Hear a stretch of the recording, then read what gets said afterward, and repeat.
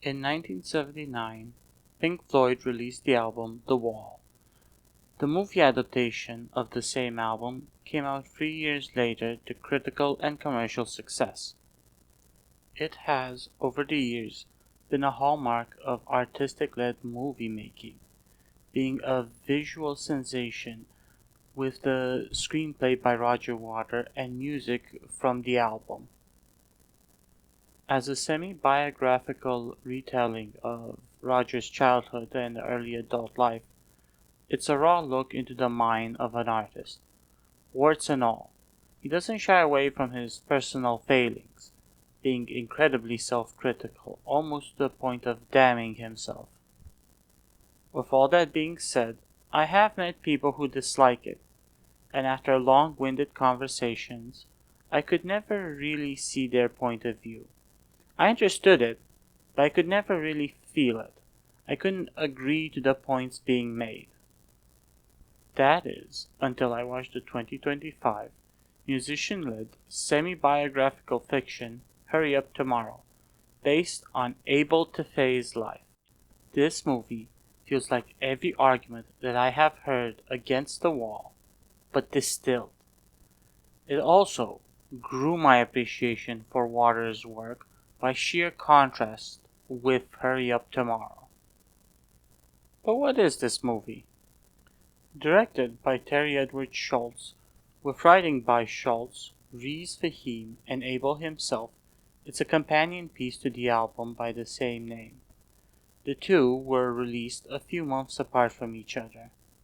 The movie follows a fictional version of the singer-songwriter Abel Tesfaye, aka The Weeknd, as he struggles with addiction, a demanding work that taxes him both physically and mentally, as well as his toxic relationship with women and his audience.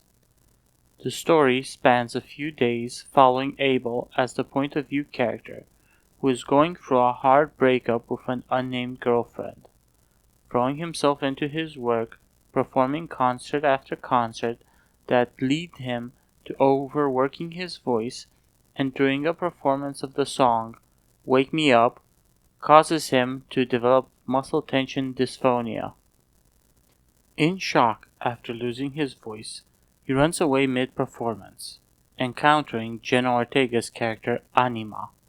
After spending a romantic evening and night together, they get into a fight after Abel attempts to leave and go back on tour without confirming one way or another the nature of their relationship, and starts closing himself off again. Furious, Anima knocks him out with a champagne bottle and ties him to the bed. This is followed by a dream sequence where Abel wakes up to an empty hotel room, and hearing Anima singing his new song, he goes looking for her. Walking through an eerie, empty hotel, he eventually finds himself in an underground tunnel where a feminine figure is crouched and swaying back and forth. As he approaches her, she begins to go wild, leaving him visibly shook by this, and running away in an empty city, eventually making his way to a campfire in some woods, where he hears a young boy singing a version of Hurry Up Tomorrow. When he wakes up, he is confronted by Anima that tries to get him to open up more emotionally as she psychoanalyzes him through the lyrics of his songs Blinding Lights and Gasoline. They are then interrupted by Abel's manager, Lee, that, seeing what is happening, overpowers Anima, but in the struggle, she stabs him in the neck and kills him. After that, she douses Abel in gasoline and threatens to burn him alive if he doesn't open up to her. So, he starts singing the lyrics to Hurry Up Tomorrow, at which point she unties him and sets fire to the bed. Abel then walks out the room, down the hallway, and turns the corner, finding himself backstage to one of his concerts.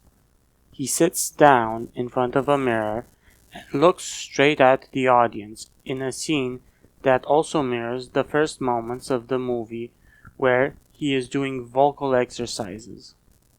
So first time I saw the movie, I didn't hate it.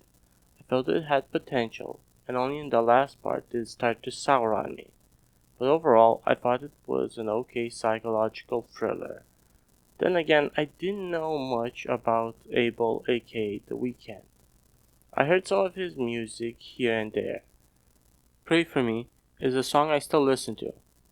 He's a very talented singer, and I think that my lack of knowledge of the movie helped out, because I didn't approach it with the framework that this was a character study into Abel, with references to his whole life and career.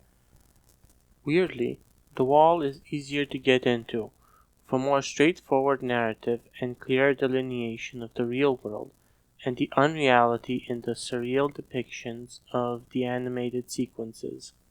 One positive I give this movie is Jenna Ortega's character. She knocks it out of the park with her performance, going for a range of emotions from tender and loving to psychotic and possessive. A real manic pixie dream devil, playing a stalker that channels one part Stan, one part Annie Wilkes from Misery. The cinematography is also excellent. The scenes make you feel uneasy, isolated, and disorientated.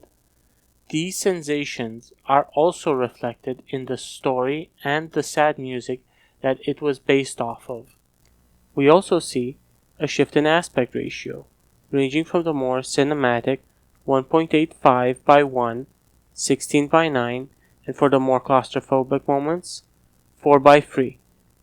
The director really plays with the scenes, and from what I can tell, the shift in framing is tied with Abel's emotions.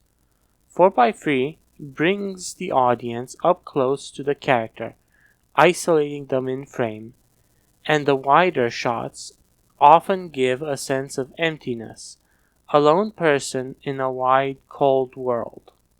The more I sat down and thought about the movie, the more I looked up The Weeknd and his body of work, I started to hate it. I started to see all the flaws that people attributed to Pink Floyd's The Wall in this movie. Now, The Wall has some fair criticisms hurled at it. The one that I think is fair is that it feels like Roger is explaining himself to the audience, why he is emotionally distant, and essentially saying, "Oh, woe is me, the tortured artist." A sentiment that can get under your skin knowing that he is also a multi-millionaire with award-winning albums and whose band is a household name. Because in the process of explaining how he got the way he did, many people see it as an excuse. I disagree with this sentiment, because I think that Waters doesn't excuse himself.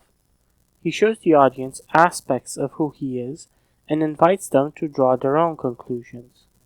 The movie is very critical of the artist and the power he holds to change and shape society. I see it as Waters inviting the viewer to examine him without asking for sympathy. So even if you watch The Wall and come out the other end disliking Rogers, I think that's okay. In contrast, Hurry Up Tomorrow seems like the whining cries of an artist that is screaming at the audience, "I'm so tortured, I'm so deep." And that is where it loses me. It also doesn't make much use of the music from the album it's named after. Only the songs Hurry Up Tomorrow and Wake Me Up are really present in the movie. The rest are two older songs, Blinding Lights and Gasoline. With the events of the movie taking place in Abel's mind, it invites the viewer to dig into the meaning behind everything, which works against itself because it feels skin deep. Just like the album the movie is based on, the film is trying to show Abel's evolution as a person. The fact that he chose to depict his life as a psychological thriller where a crazed stalker is pursuing him and desperately trying to get him to open up to her says a lot about how he sees his relationship with women or women as a whole, as well as how he depicts his manager as a young hype man that pushes him to the point where it's hurting him. And the fact that the whole movie is painted to be one big dream that symbolizes his struggles is complicated by the presence of the dream sequence in the middle of the movie. That would make it a dream within a dream. And while Anima is well established to be a stand-in for Abel's problem with women and his self-destructive impulses, Lee is not so well defined. Is he a stand-in for the music industry? Does he represent Abel's superego, his pride?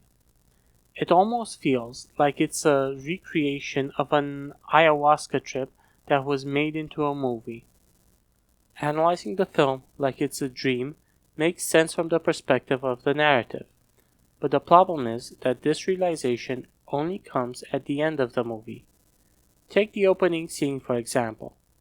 After Abel plays a recording of his former girlfriend breaking up with him, we get a montage of him going on stage to perform while Anima goes to a remote house and sets it on fire.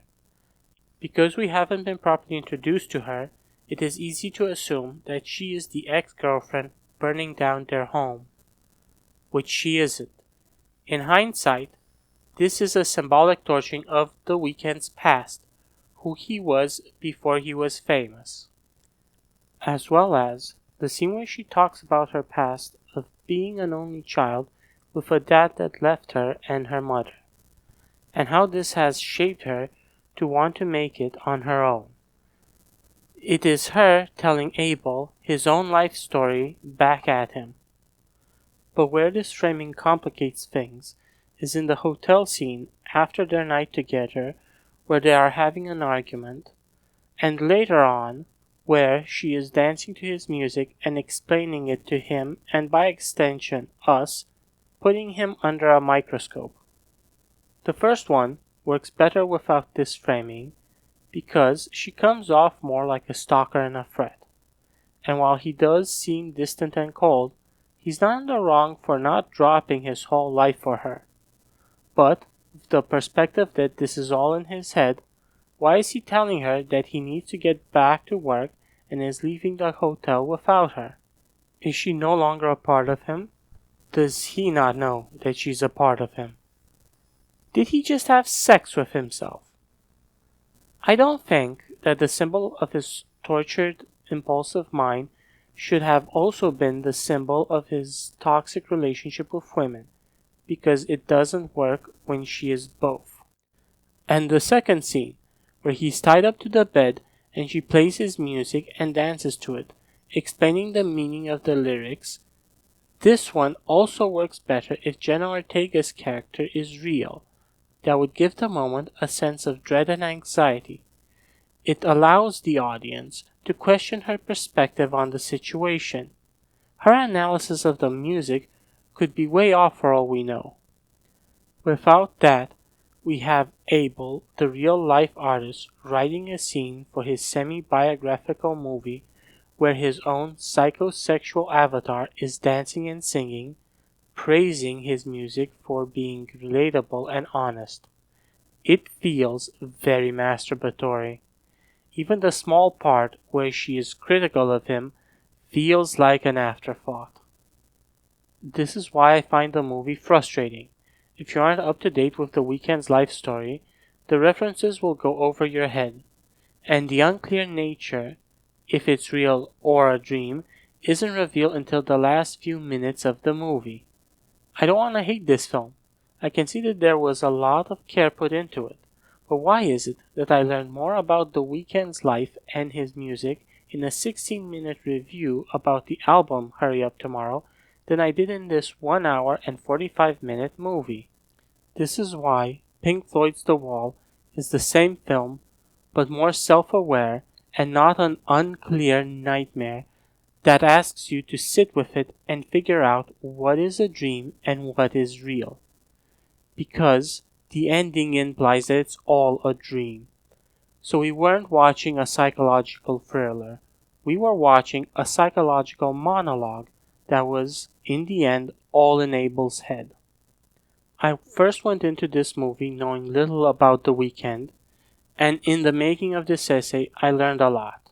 More importantly, I learned I liked his music, but I hate his screenwriting.